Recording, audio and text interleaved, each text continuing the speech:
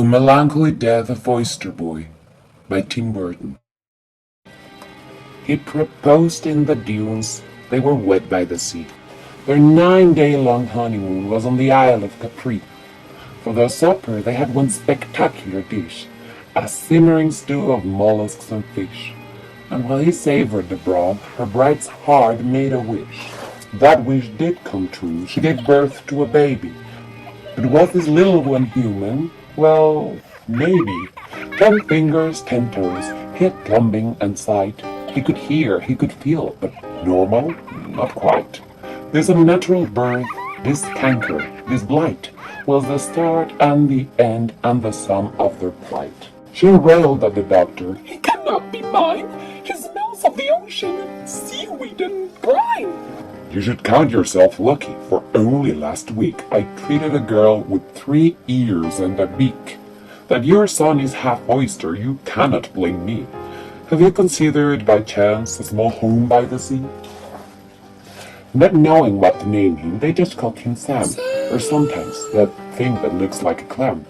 Everyone wondered, but no one could tell, when would young oyster boy come out of his shell?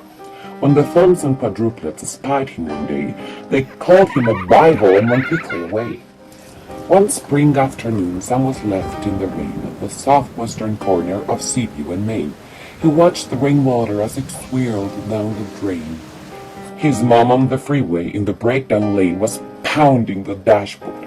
She couldn't contain the ever-rising grief, frustration, and pain. "Really, sweetheart," she said, "I don't mean to make fun, but something smells fishy and I think it's our son. I don't like to say this, but it must be said.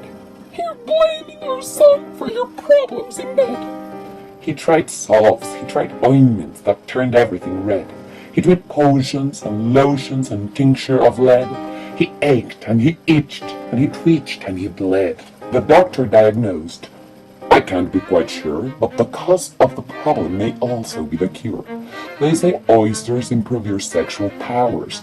Perhaps eating your son would help you do it for hours." He came on tiptoe, he came on the sly, sweat on his forehead and on his lips a lie. "Son, are you happy? I don't mean to pry, but do you dream of heaven? Have you wanted to die?" Sam blinked his eyes twice, but made no reply. Dad fingered his knife and loosened his tie. As he picked up his son, Sam dripped on his coat.